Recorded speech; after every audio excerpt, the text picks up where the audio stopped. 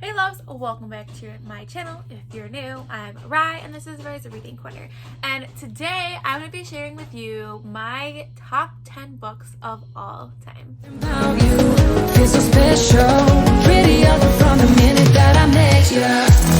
Hello, I'm Rye. This is Rye's Reading Corner. If this is the first time you are seeing my face, or if you've not hit that subscribe button yet, please do so. I would really appreciate it and it really helps my channel grow. So, as I said in my little introduction, as you can tell from the thumbnail, today I'm going to be sharing with you my top 10 books of all time. This was not easy because I have read a lot of books over my lifetime and it was not easy. Therefore, I'm not going to rank these top 10 books. I'm just going to kind of randomly tell you these top 10 books. They're not in any specific order. I must say these are across all genres, all like age level. There is some YA, there are some adult books, so there's a little bit of everything. So yeah, let's get started. Okay, so my first two books are books that have been my favorite since about middle school, and the first one is The Diary of Anne Frank, which I feel like probably all of you know about this. But if you're not familiar with, Anne Frank was living in the 1940s. She had to go into hiding because she was Jewish, and this was during World War II. And she was hiding in like a little like attic type place that they made more into like kind of like a home. It was really crazy how they made this area into a home for quite some time. And while she was in there, she wrote down in a journal that she named Kitty. And then unfortunately they were discovered and her journal was left behind to her diary. Then there was a woman, an amazing woman, who helped her and her family and some other families that lived with them in hiding, found this afterwards. So this is pretty much her journey up until that day when they were taken by the Nazis. So I've read this many times. I've read the play version of it and it breaks my heart every time I read it, and I can never read it enough. And my dream is to go visit the location of where they were hiding for that amount of time. All right, my next favorite book of all time is The Outsiders by S.E. Hinton. I'll put a picture here. Crazy enough, I don't actually own a physical copy here. I have copies of them in my classroom, but I don't have one here. So The Outsiders has been one of my favorite books of all time. I've read it. I couldn't tell you how many times I have taught the book to 8th grade students, and it never lets me down. I think what I like about The Outsiders so much, it is so relatable to so many different kids, especially the kids that tend to not enjoy reading. A lot of times those are the kids in my past history that have really connected with this book and found something in it that made them love to read. I've had many kids in the past who don't enjoy reading read this book and told me that this is the only book that they've ever actually read in their entire life up until that point. So The Outsiders, you're not familiar about it. It is about a group of boys. They are in a gang. We have Pony Boy, who is our main character. All these boys have had, crazy pasts, and they come together and they're, not looked upon very well in society. They're kind of known for not following rules, society rules. And then there's another rival gang called the Socias, and they have territory and about growing up and staying true to yourself, because Pony Boy doesn't really fit in with the greaser life. And yeah, it's one of my favorite books of all time, and it just has a very special meaning to me because I've had the opportunity to teach it and see it make a difference for many kids as well. All right, so the next books are books that are most currently have read.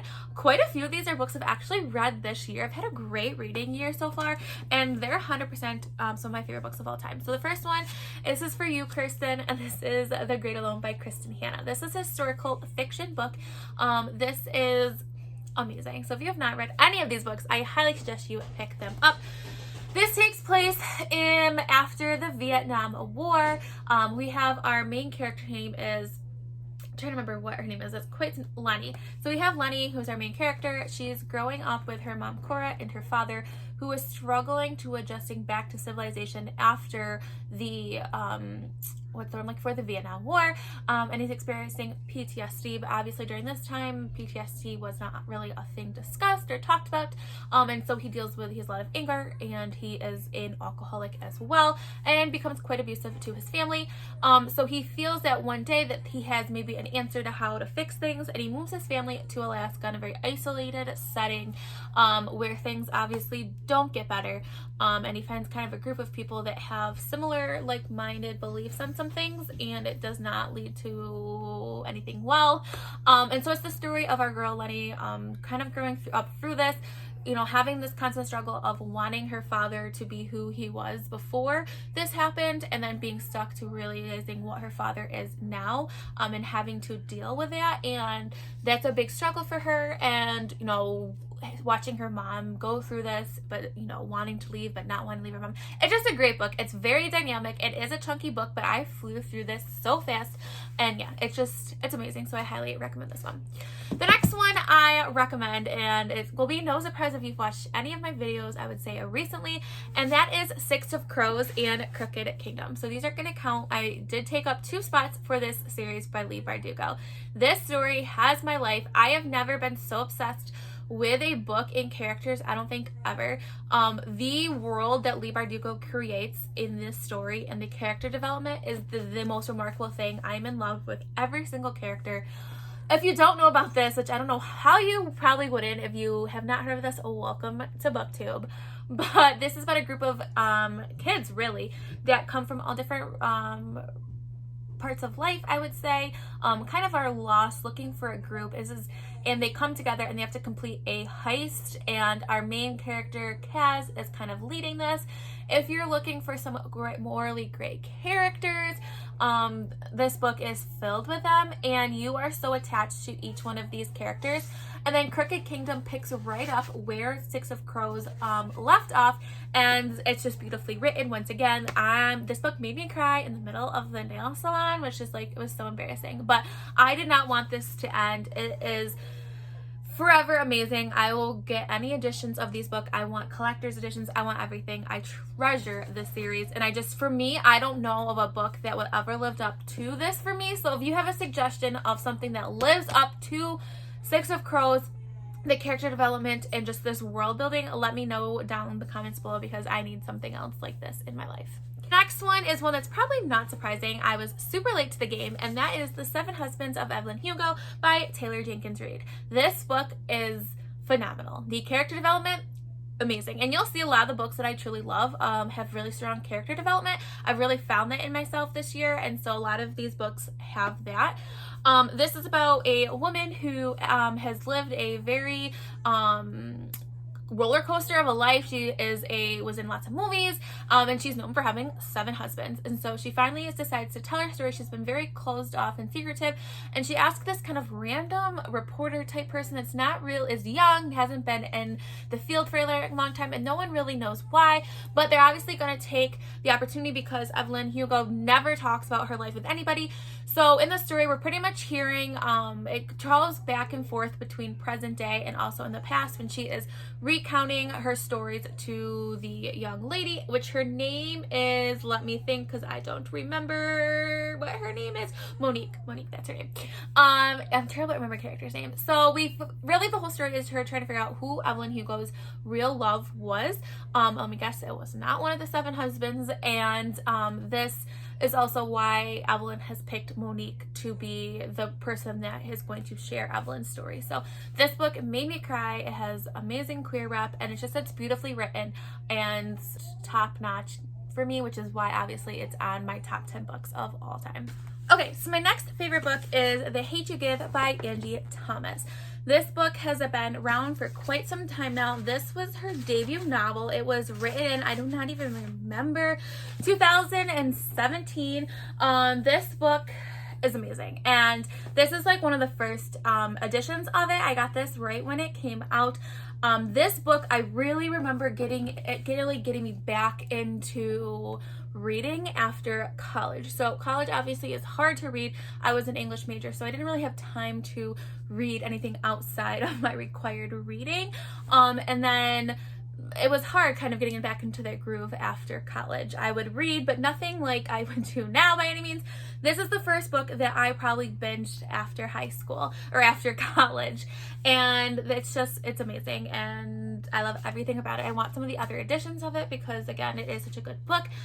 I feel like everyone probably knows what this is about. There's a movie made about it. She just released the prequel, Concrete Rose, which I have not read yet. I literally bought it when it released. I'm so ashamed of myself. But this is about 16-year-old Star, and she's kind of stuck between two worlds. She lives in a rougher part of town. Her father kind of grew up in this area, and he still has a store there, and he wants to give back and help his community, and so she is living there, but she attends a really prestigious prep school where she is the minority, and she has family that lives in these beautiful, like, gated societies. So she's kind of stuck between these two worlds, and that is definitely a struggle for her. And then things go very, very bad for her, and she witnesses the fatal shooting of her childhood best friend Kyleel in the hands of a police officer, with her best friend was unharmed. And so everyone's obviously coming to her, asking her what happened, and her whole town just really, it's not good. It just goes up in flames, and people are revolting, and there are rioting in the streets, and yeah, so it's super representative of what's happening for many years, unfortunately, in the United States. And yeah, this book is just beautifully written, and yeah, I absolutely loved everything about this book. Like I said, I literally binged it. I was in a car where I read most of this book. I don't remember where I was going to, but yes, absolutely amazing. All right, the next one is a thriller. I do love the thriller genre. This one I would say is my top favorite thriller of all time, obviously why it's on that list, and it is Lock Every Door by Riley Sager. Why this one gets on the top 10 list versus a lot of other books is because this ending to me was so taken me by surprise. I did not expect it, and it went in a direction I did not ever could have imagined it going into, and that's really hard when you read a lot of thrillers. So that's why this book for me is on this top 10 list. Riley Sager is just a phenomenal author in general, so definitely check out his work. Unfortunately, his newest one was a little disappointing for me, but we'll save that for another time. So this story is about a young girl that's kind of out of luck. Things have been not going right for her, and she needs a new place to live, and she finds that there's an advertisement in a newspaper for her to have like a house or apartment sitter in this really prestigious place in New York City. It's like an apartment type building, but it's like really like real, where a lot of wealthy people live, and it sounds too good to be true, but she takes it, but in reality it is too good to be true. Weird things are happening, people go missing, and yeah, I don't want to tell you anymore, because if you go into this book knowing what's going to happen, it spoils it. And like I said, this book for me, the best thing about it was not knowing anything, so I'm gonna leave it at that. All right, my next favorite book is The Program by Suzanne Young. This is actually the entire series, really. I love this book. It is very underhyped, but I feel like it's something that anybody could enjoy. So this is about a town or civilization where depression and suicide is an epidemic, and young teenagers and young people and teenagers are dying very, very quickly. So the way that they figure out that they're going to solve this problem is that they are going to send teenagers who they feel that are at risk, or people can call them in, and they go to the program where they pretty much wipe out anything that would make someone sad, and then they come back and they're supposed to now be a happy person, and pretty much all of their identity of who they were is completely washed away, all your memories, besides special ones that they take that they want you to remember. So it is following two main characters, and who both have dealt with a lot of awful things, with people killing themselves and suicides and loss of friends and family, that have come together, and now they are together trying to fight this program and get it to an end. And it is a romance too, and I like the message where, like, no matter what, like, you always find each other. It is quite cheesy. I mean, it is a YA story, but I love it. It's a science fiction-y, dystopian, I don't know, I just really like it, and I think it's an interesting discussion about an important topic. So the first two books follow the same plot line, and then the second two books of this series follows before the whole epidemic started, but it's still connected into all of them. And the last 2 books happen after the initial first 2, but all other 4 books are all combined. All the characters like come together. It's like mind-blowing, and I love how it was done, and it is one of my favorite series of all time. Okay, so my last favorite book of all time is Stay Gold by Tobey McSmith. I actually just purchased the paperback copy that just came out. Like, look how gorgeous this is, and it will match their new book that's coming out very soon. So I mean, if I buy a book in multiple editions, then to me that is a signal that it is a favorite book of all time, and it's just, I love them. Okay, so enough of admiring the covers, but Stay Gold is a phenomenal book. Like all of these are. It is a YA book. We have our 2 main characters, and let me tell you why probably I like it so much. It is kind of a reference to The Outsiders with Stay Gold, which is a big moment in The Outsiders, and our main character's name is Pony. So, you know, I mean, probably that's why I'm slightly biased. But Pony is starting a brand new school, and Pony has decided that he is tired of getting all the attention like he did in the old school, and so he wants to go into the school self. And because he is transgender and he does not want anyone else to know, he wants to not be the talk of the school like he was in his old school. However, this kind of starts changing, and he starts getting confused on what he really wants when he meets the girl Georgia, who is kind of like the cheerleader in school, and they start having feelings for each other. And Georgia's kind of starting to realize too that there's more to life than what she thought, like, you know, in high school. And I think that's really important, that a lot of kids come to realization when they at the high school that there is more afterwards, and it's scary, and that's okay to be scared.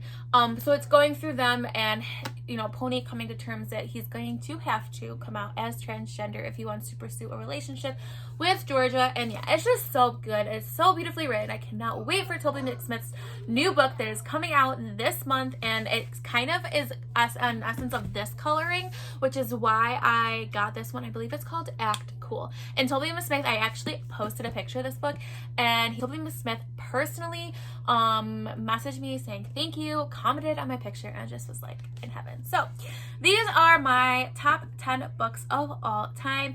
It'll be interesting to see how these keep changing. There are certain ones that I don't think will ever leave. Obviously Anne Frank and The Outsiders, because those have been on there for so long. I could never see Six of Crows, Crooked Kingdom, and Evelyn Hugo. I don't know. I really can't see any of them changing, but I'm sure as I change and as I get older, things will continue to change. So let me know down in the comments below, what are your favorite books of all time. I cannot wait to hear and have a discussion with you down in the comments. So if you'd like to take this journey with me, please make sure you press that subscribe button. If you never want to miss any of my content, make sure you hit that notification button. If you want to be my friend on any of my other social media platforms, I'm on TikTok, I'm on Twitter and Instagram. All the information is linked down in the description box below. So stay kind, loves, and I'll see you next time. Bye. So pretty up from the minute that I met you.